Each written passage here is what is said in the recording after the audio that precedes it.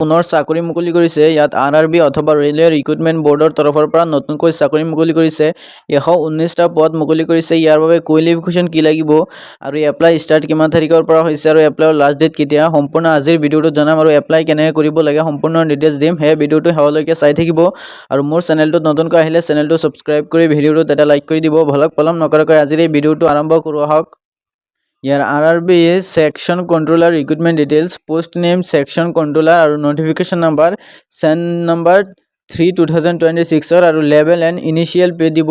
Level 6ত দিব in the 7 CPC initial pay 35,400 per month দিব আৰু মেডিকেল ষ্টেণ্ডাৰ্ডছ A2 আৰু এক্সাম লেংগুৱেজ হ'ব English, Hindi and 13 regional languages, 13টা ৰিজনেল লেংগুৱেজত including Assamese, Bengali and Manipuri. আৰু নোট দিয়া আছে only one application to one RRB is permitted, applying to more than one RRB or submitting multiple applications to the same RRB will lead to reject of all application and debarment from future RRB and PRC examination. আৰু ইয়াৰ vacancy details দিয়া আছে। The 119 vacancies are distributed among the RRBs and the railway zones as given below, মানে জোন wise দিব মানে ভেকেঞ্চিবিলাক। জোন preference has to be exercised within the RRB you choose। প্ৰথমত RRB আহমেদাবাদৰ কাৰণে দিব জোন, WR ৰ কাৰণে 11টা ভেকেঞ্চি দিব, আজমিৰৰ কাৰণে এটা, আৰু দিয়া আছে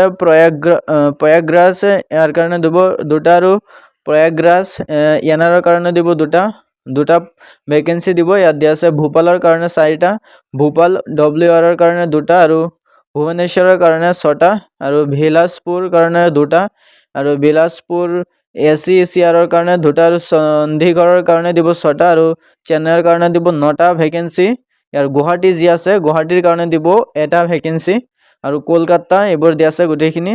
টোটেল মিলাই 119টা ভেকেঞ্চি মুকলি কৰিছে। আৰু ইয়াৰ কেটেগৰী ৱাইজ ভেকেঞ্চি দিছে। UR যি জেনেৰেল কেটেগৰী আছে ইয়াত 50টা ভেকেঞ্চি দিছে, SC কাৰণে 19টা, ST ৰ কাৰণে 12টা, OBC ৰ কাৰণে 29টা, আৰু EWS ৰ কাৰণে 9টা, আৰু EXSM হৰিজণ্টেলৰ কাৰণে 5টা, টোটেল 119টা দিছে। আৰু ইয়াৰ বাবে educational qualification section controller a graduate degree from a recognized university or an equivalent qualification held on before the last date of application, that is 14 August 2026। 14 August 2026 আগত মানে পাছ কৰিব লাগিব। আৰু candidates who are the still awaiting the final results of their qualifying degree are not eligible should not apply in the simple terms দিয়া আছে। আৰু ইয়াৰ বাবে এজ লিমিট লাগিব, age limit in 20 to 33 years লাগিব। আৰু ইয়াৰ 1 জুলাই 2026 মানে এইটো গণনা কৰিব।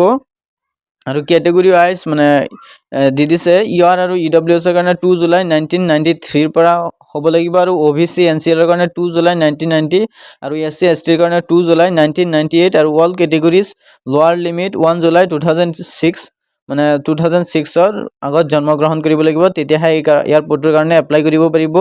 আৰু ৰিলেক্সেশ্যন দিয়া আছে, মানে upper age limit allowed category wise age relaxation দিয়া আছে। OBC NCL ৰ কাৰণে 3 ইয়াৰ্ছ, আৰু SC অথবা ST ৰ কাৰণে 5 ইয়াৰ্ছ দিছে, 5 ইয়াৰ্ছ বেছিকৈ দিব। আৰু PWBD UR EWS ৰ কাৰণে 10 ইয়াৰ্ছ, আৰু PWBD OBC NCL ৰ কাৰণে 13 ইয়াৰ্ছ, আৰু PWBD SC ST ৰ কাৰণে 15 ইয়াৰ্ছ, আৰু EXSM UR EWS ৰ কাৰণে 3 years after the servicemen deduction. আৰু উইডো অথবা ডিভোৰ্স ইয়াৰ কাৰণে আপ টু 35 ইয়াৰ্ছ দিব। আৰু no age relaxation is avail to SC ST or OBC NCL candidates who apply against the unreserved vacancies. If you are eligible for relaxation one more than one guard, only the highest relaxation is allowed। আৰু ইয়াৰ application fees লাগিব category wise. All আদাৰ কেণ্ডিডেটছৰ কাৰণে 500 লাগিব, আৰু refund দিব 400 টকা, আৰু SC ST অথবা EXSM অথবা PWBD ৰ কাৰণে লাগিব 250 টকা, আৰু ৰিফাণ্ড 250 টকা ঘূৰাই দিয়া হ'ব। আৰু ফিমেল অথবা ট্ৰান্সজেণ্ডাৰৰ কাৰণে 250 টকা ফিজ, আৰু 250 টকা ৰিফাণ্ড দিব যদি এক্সামত পাছ নকৰা। আৰু মাইনৰিটি EBC ৰ কাৰণে 250 টকা, আৰু ৰিফাণ্ডো দিব 250 টকা। The refund is credited only the bank account seated with your Aadhaar number and the bank charges are deducted from it। আৰু ৰিফাণ্ডো কৰিব মানে ক্ৰেডিট দিব বেংক একাউণ্ট মাধ্যমেৰে, যিটো আধাৰ নম্বৰ, আধাৰত মোবাইল নম্বৰ লিংক আছে সেইটো দিব, মানে সেইটোৰ মাধ্যমেৰে যদি পৰীক্ষাত পাছ নকৰে টকা ঘূৰাই দিব। ইয়াৰ সিলেকশন process দিয়া আছে selection is made through a single stage computer based test followed by a computer based aptitude test document verification and medical examination হ'ব প্ৰথমত computer based test হ'ব পিছত document verification পিছত medical examination হ'ব প্ৰথমত আছে computer based testত কি আহিব পাৰে the CBT carries 100 question থাকিব 1 mark থাকিব প্ৰত্যেকটোত and runs 20 মিনিট থাকিব ইয়াৰ দিয়া আছে analytical and mathematical capability 60 টা questions থাকিব mark থাকিব 60 আৰু logical capability থাকিব 20 টা questions আৰু 20 mark থাকিব আৰু mental reasoning থাকিব 20 টা question আৰু 20 mark থাকিব total থাকিব 100 mark আৰু 20 মিনিট সময় দিব আৰু ইয়াৰ computer based test to CVAT candidates equal to 8 minutes the number of vacancies are shortlist RRB wise is community of the CBRT on the basis of the normalized CBT score. The CBRT available in the English and Hindi only and there is no negative marketing in it.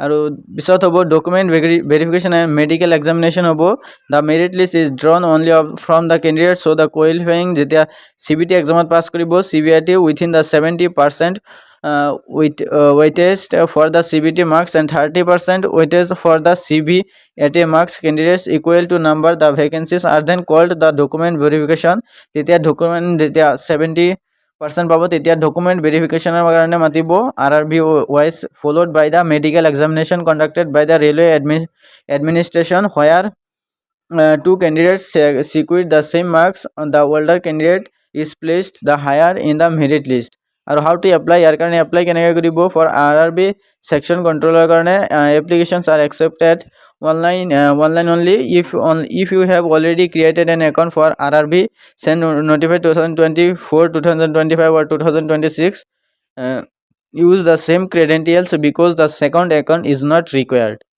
প্ৰথমতে মানে ইয়াত দিছে যে আগতে যদি কৰা থাকে তেতিয়া কৰিব নালাগে এপ্লিকেশন ৰেজিষ্ট্ৰেচনটো কৰিব নালাগে কেৱল এপ্লাই কৰিলে হ'ব open the application link given the important link সেকশনত যাব লাগিব create an account with your own mobile number and the email ID দিব লাগিব বহুত ডকুমেণ্ট দি পেলাই মানে ইয়াৰ কাৰণে এপ্লাই কৰিব লাগিব জিআৰ অফিচিয়েল ৱেবছাইট আছে তাত গৈ ইয়াৰ কাৰণে এপ্লাই কৰিব পাৰিব সো আজিলৈ এইখিনি ধন্যবাদ